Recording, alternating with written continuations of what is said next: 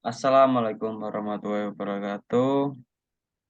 Saya Diki Badan Putra dan teman kelompok saya, Fuad Hasan, akan mempresentasikan mata kuliah manajemen risiko mengenai mengintegrasikan manajemen risiko rantai pasokan di bidang pertanian.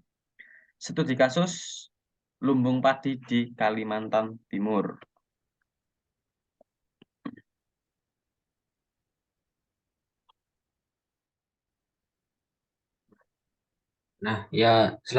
Yang pertama yaitu profil objek studi kasus. Penajam Pasir Utara merupakan salah satu lumbung padi di Provinsi Kalimantan Timur. Luas area penanaman padi pada tahun 2020 tercatat sebesar 15.166 hektar. Peningkatan produktivitas padi mencapai rata-rata 3,5 ton per hektar. Penajam Utara memiliki kontribusi yang cukup besar terhadap kemandirian pangan di Kalimantan Timur, terutama untuk kebutuhan beras. Dalam produksi beras, terdapat risiko yang mengganggu proses produksi. Beberapa risiko yang terjadi adalah keterlambatan bahan baku gabah dalam proses produksi, kerusakan peralatan pada mesin penggilingan padi, beras yang dihasilkan tidak berkualitas seperti biji padi yang tidak utuh atau hancur. Hal tersebut menyebabkan permintaan tidak dapat terpenuhi. Selanjutnya, tinjauan pustaka. Pertama, resiko rantai pasokan, yaitu resiko di setiap rantai pasok tidak sama, tetapi beberapa resiko memiliki kesamaan. Dalam rantai pasok pertanian, resiko dan kerentanan didefinisikan dalam berbagai bentuk seperti hasil, biaya, dan variabilitas pada berbagai produk petani. Kedua, manajemen resiko rantai pasokan terintegrasi. Rantai pasok mencakup semua faktor internal dan eksternal yang memungkinkan terjadinya rantai nilai. Pada dasarnya, hal ini menggabungkan manajemen penawaran dan permintaan di dalam dan di seluruh entitas bisnis. Yang ketiga, mode kegagalan fusi and analysis effect. Penelitian ini merupakan kelanjutan dari penelitian sebelumnya di lumbung padi Penajam Pasir Utara. Fusi FMEA membantu menyajikan ketidakpastian peringkat keripik menjadi lebih realistis. Dan terakhir, proses jaringan analitik. Analisis keputusan kriteria majemuk telah berkembang dan digunakan secara luas untuk mendukung masalah pengambilan keputusan di berbagai bidang. Nah, berikut merupakan tabel identifikasi risiko, mulai dari masukan yaitu pengumpulan bahan atau pengolahan bahan. Nah, yang kedua yaitu proses produksi. Nah, yang ketiga yaitu setelah proses produksi atau sampai pada proses pemasaran.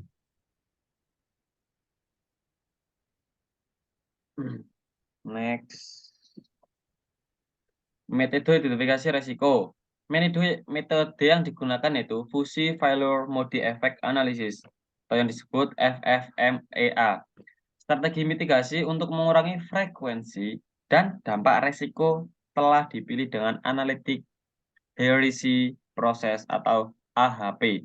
Selain itu juga menggunakan metode analisis network process yang merupakan generalisasi dan analitik heuristic proses yang dapat menangani masalah keputusan yang kompleks. Next.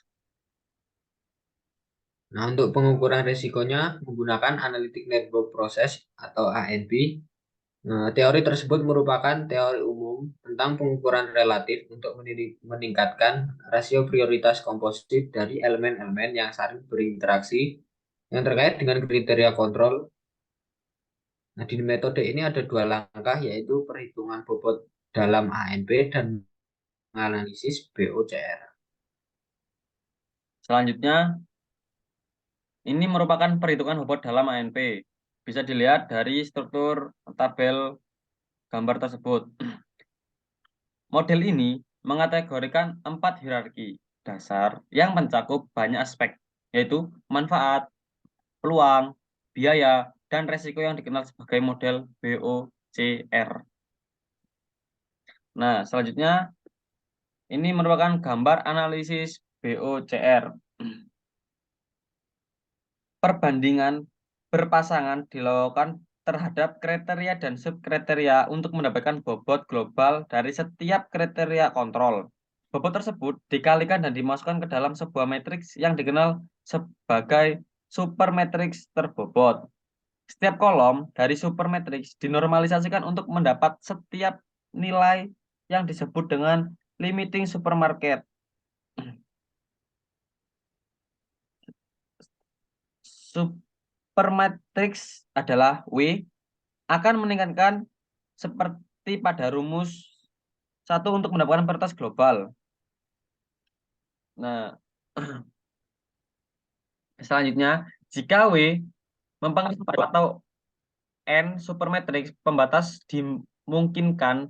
Dalam hal ini, perhitungan Cesaro digunakan untuk mendapatkan bobot prioritas rata-rata. Selanjutnya, nilai konvergen. Untuk setiap elemen menunjukkan bobot global sistem.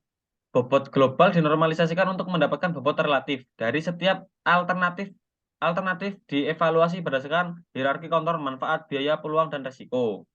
Jika setiap hierarki kontrol diberi bobot yang sama, maka seluruh evaluasi setiap alternatif diperoleh dengan rumus benefit dikali opportunities dibagi skor perkalian.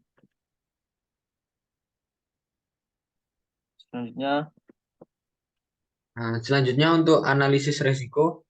Prioritas risiko telah diidentifikasi dan dinilai sebelumnya pada data yang dikumpulkan dari sudah muncul di Desa Labangka, Penajam Pasir Utara. Prioritas risiko yang diberikan untuk dimitigasi adalah pesaing pembeli beras, mesin rusak, dan pesaing pemasok beras. Strategi yang digunakan untuk memitigasi risiko dengan prioritas tertinggi berdasarkan FFMEA.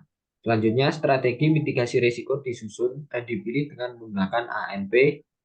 Selanjutnya, strategi alternatif sesuai dengan kriteria dan subkriteria dalam model BOCR yang dibagi menjadi input, proses, dan output. mitigasi risiko, pencegahan atau pengolahan. Pertama, penentuan kriteria, subkriteria, dan strategi alternatif. Kriteria dan subkriteria mengacu pada BOCR seperti yang terlihat. Berdasarkan pertas risiko, strategi alternatif yang mungkin dilakukan adalah tindakan untuk mempertahankan kondisi saat ini yang dapat mengurangi kegagalan.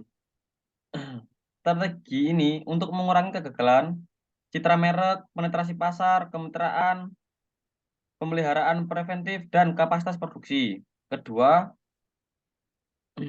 mengembangkan struktur jaringan, yaitu pemrosesan untuk ANP dilakukan dengan perangkat lunak super decision seperti yang ditunjukkan. Selanjutnya, nomor 3, membentuk matriks perbandingan berpasangan dan normalisasi. Perbandingan berpasangan membandingkan kriteria yang terhubung, subkriteria, dan strategi di jendela penilaian dalam keputusan super. Dan yang terakhir, penentuan kriteria prioritas. Dalam memilih strategi untuk memitigasi risiko pada rantai pasokan di lumbung padi, alternatif strategi yang memberikan keuntungan terbesar harus dipilih. Sebaliknya, peringkat yang paling rendah adalah aspek resiko.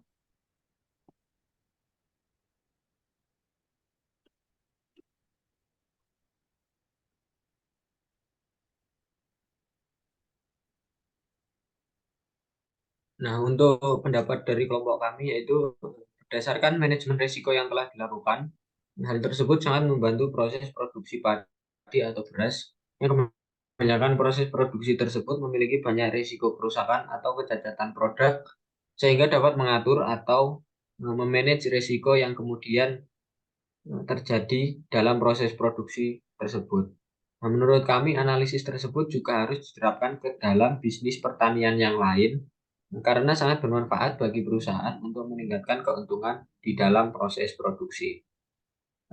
Sekian dari presentasi dari kelompok kami. Apabila ada kurang lebihnya mohon maaf. Wassalamualaikum warahmatullahi wabarakatuh.